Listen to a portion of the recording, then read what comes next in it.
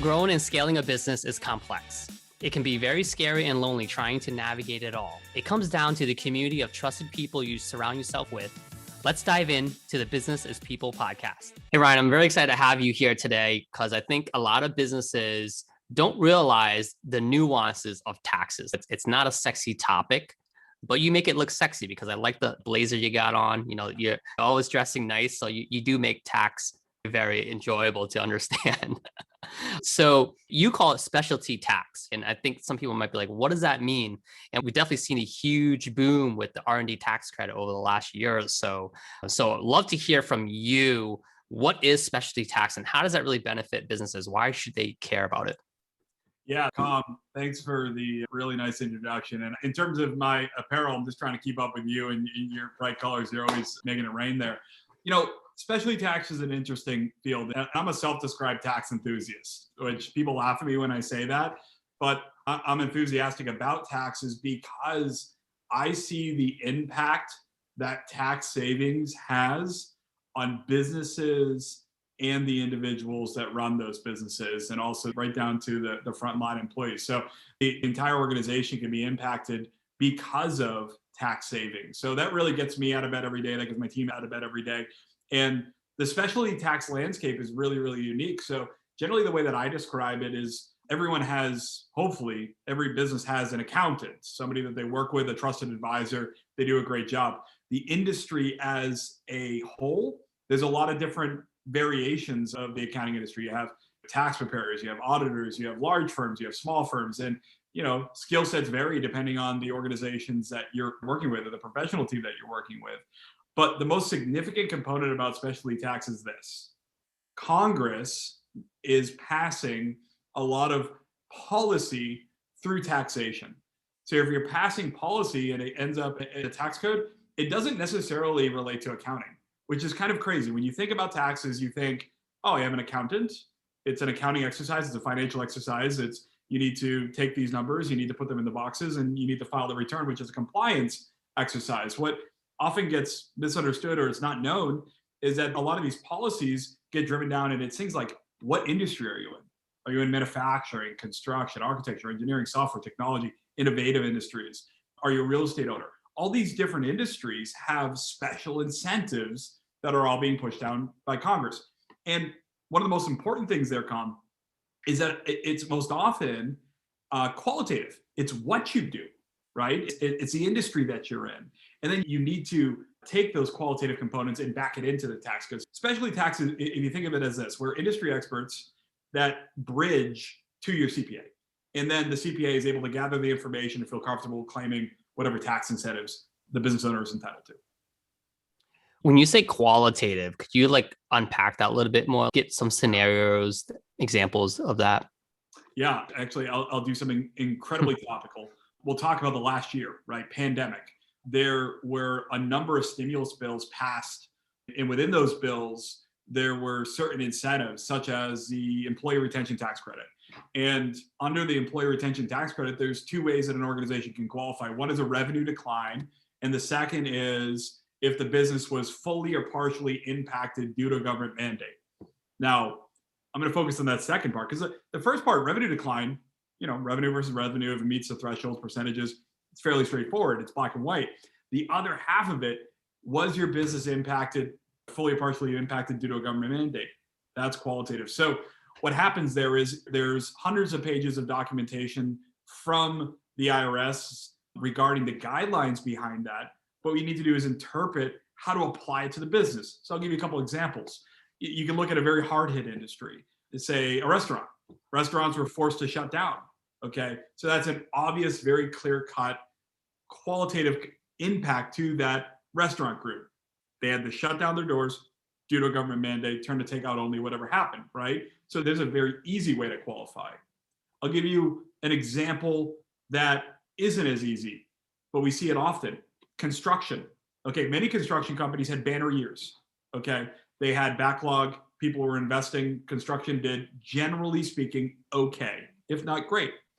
There was a period of time during phase one shutdowns where many construction companies couldn't access job sites due to municipality mandates. Boston shut down, construction shut down for a period of time. Now, many folks overlook that shutdown under this incentive and they miss out on credits. Now, if you have a company that's say 20, 30 employees, I mean, we're talking hundreds of thousands of dollars in tax credits that organizations don't even know that they qualify because they haven't applied the qualitative components of the tax code to that shutdown period as a partial disruption due to those mandates. So there's very real dollars. And if we've seen anything over the last couple of years, there is a ton of policy being pushed down from Congress to stimulate the economy in various ways. As a business in different industries, Ryan, what type of things are they listening to, or what is it that triggers them to say, you know what, this is probably a scenario where I need to reach out to a specialty tax expert? Because again, a lot of businesses don't know that they qualify or what to do next. Yeah, so there's a lot of different ways that we come about conversations. The vast majority of our conversations come from information that we put out in the market and folks that understand that there is an incentive and they refer their client or their relationship or their friend to us for a conversation. So, right now in Kham, it's funny because I stay up at night and think about this. I say there's so much available to small businesses, and I directly see what $100,000 can do to a company that's been struggling the last year. And I'm constantly thinking about how do I get the information to them so they can get that $100,000. And just right now, most commonly, it's their CPA says you qualify, but this isn't an accounting exercise. Talk to somebody in a specialty tax field, or it's somebody that we have done great work for. They say, hey, you need to talk to somebody in a specialty tax field, or it's through partners, insurance, folks that are looking at an organization more holistically, trying to provide value to those different relationships. I mean, I have an idea for you, Ryan. I think you just have a sign that says, I have hundreds of thousands of dollars for you. That's how you got to get some awareness. Maybe that's the move is I get one of the A-frames and just start walking up and down Shrewsbury Street. Yeah, just start flipping it like the Liberty tax person. I remember when we first talked about this, or even hearing you talking about this, it kind of blew my mind about the savings. What are you seeing on average? I think, again, like when I heard, I was like, wow, like hundreds of thousands of dollars out there. It's one thing to say, you know what, you got to get 10,000, 20,000, which is still a lot of money, right, in perspective. But to get access to money that you didn't know about, hundreds of thousands of dollars, what's the average that you're seeing? I know it probably depends on a lot of variables. And then how are you seeing people use that money? Yeah, I really am going to look forward to the last part of that question, Kham. I'll put it this way. For this year, there's a lot of organizations that are utilizing these incentives. And our office, we're not a very large firm. We're a team of 15 specialists. We've seen over 50 million in claims in 2021 from our businesses that we're working with and helping take advantage of some of these specialty incentives. And what I enjoy most is having discussions with organizations about the usage of the funds. And, normally it just comes up and says, Ryan, you have no idea what this impact is to our business. We're able to hire this employee back, or we're able to do that addition or buy that piece of equipment or scale back up because we've been struggling so much. This is going to help us get through that last mile, which hopefully that's a position we're in where we're looking at that last mile. I had a conversation with a business owner where their son actually got into a great school and said, Ryan, the problem is I'm a self-employed individual. All of my income shows up in my personal tax return. I don't really have it as cash. It's paper income. I have all this income and I don't qualify for financial aid, but my son got into this great school. I don't know how to pay for it. We went through, we determined there's some specialty tax incentives available to them. They got about $65,000 a year. And it was enough that he now saw the path to pay his son's tuition that particular year and could see that he could afford to be able to do that over a period of years. So that's one of my favorite stories to talk about is, a direct impact like that. That really has a strong impact on that family and certainly the son and the father, the business owner. But we hear those stories all the time. And, there's some other ones, hey, I'm going to buy a boat or go on a vacation. I haven't gone on vacation for a year. I'm going to do something nice with my family. So it's all over the map. But the great news is these incentives can provide a great quality of life or an increase, a betterment of a business very, very quickly. I mean, at the end of the day, you're having opportunities to reward yourself and give back to your people within your company, grow it where you never had access to capital, right? Because capital is what's building the benefit of a business. But on the flip side of it, you can also reward yourself, right? Where you said if you take that money and for all the hard work, and it's okay to take that money and do things, because at the end of the day, if everyone's happy, I feel like if people are happy and healthy, and you got to have productive teams producing good work because of the culture that you're able to probably even build and foster with security because you have additional funds. It's crazy and amazing to think how the impact of access to money and capital has. In summary, though, if someone listening to this is like, I'm still not sure about this, if you would just to kind of punch list it, the benefits of getting access to these funds, because you touched upon hiring people back. That is where I think people are not aware about. People are trying to find solutions. How do I get back the people I just laid off? How do I add this additional equipment? I need to get to a bigger building because it's hampering our growth. If you can give me like several ways that you've seen people use these funds that they're not aware about and speak it into terms that they can relate, please paint that picture a little bit, Ryan. Yeah, absolutely. So the interesting thing about the specialty tax world is there's a lot of different avenues that an organization can receive tax reduction benefits. It can be through payroll taxes, it can be through corporate level taxes, it can be through individual taxes. And sometimes it's a combination of all of those different items. I've been practicing nearly 20 years in specialty tax, and the last year has presented the most opportunities for businesses to capitalize on incentives.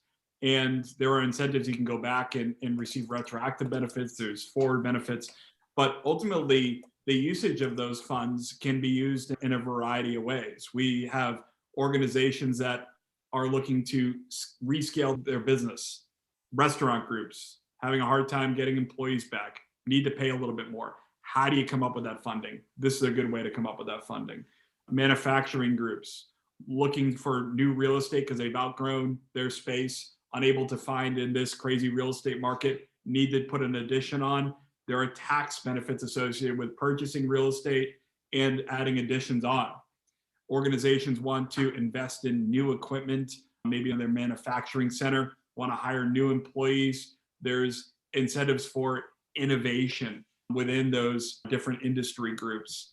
There are more pandemic focused incentives. If your business has been impacted due to mandates or just impacted by the pandemic in the last year, there's money today available for organizations to recapture some lost revenue or lost profitability, which is very common.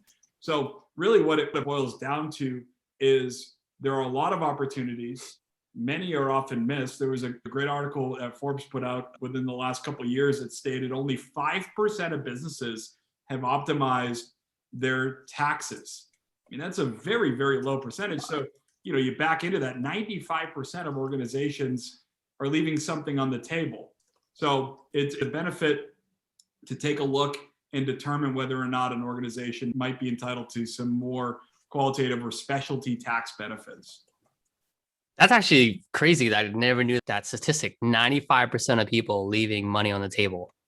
Yeah. How does someone get started? What's the best way? So if someone's listening to this, like, okay, I don't even know if I qualify. Is it even worth my time? Like, how easy is it to really kind of look into this? So, yeah, I mean, the best way to know that you qualify is to have a conversation. I mean, certainly there are a number of advisors out there. I'm happy to speak to anyone that is looking at reducing their taxes or want to take a look at potentially reducing their taxes through specialty incentives. My line is open, and generally we can hash it out in about 20 minutes. The conversation will be very fluid, like the one we're having today, Kham. And ultimately, if I see something, I'll let you know. And if I don't, you've validated that you're in a really, really good spot. One thing to note, Kham, and this is actually a real story within the last year. An organization asked me to take a look at their taxes. I took a look at them, realized that they were taking advantage of some of the specialty incentives that we often advocate for. And what was noticed during my review is an election was not made in one of the tax forms. So they were taking advantage of an incentive, but they didn't make an election. It was literally a checkbox. I brought it up to the business owner. I said, if you look at this, amend the tax return, check this box, you'll receive a refund for $50,000. And he looked at me, he said, okay, so how do we work together? I'm like, you don't have to work with me. Just check the box, amend the return, talk to your CPA. And at that moment, he looked at me, he goes, wow, thank you. That's not a little pickup for me. Thank you. And did it. And he got 50,000. That's not uncommon. It's something that if we see something and it doesn't necessarily require a more in-depth look, we'll just give you our opinion on it, and then you can vet it out through your professional team. That's fine. Our goal is to help organizations put more cash in their pockets so they can do the things that we've talked about today. That's amazing. I mean, you're just leading with value all the time. And that's why we're excited to have you talk about this, Ryan, because the purpose of what you guys do is exactly what your last statement is. So in 10 seconds, you saved that person $50,000, or you got them 50,000. That's golf for a little bit. So, maybe 8 minutes. Man, the hourly rate must be pretty nice. Yeah, it was zero. All right. Well, we'll let you go, Ryan. Thanks for your time today. And looking forward to a lot more just excellent and easy to understand tax conversations with you in the future. Looking forward to it. Thanks, Kham. All right. Cheers. If you have any questions and topics you'd like us to cover, please email me at podcast@inthinkagency.com or message me on LinkedIn.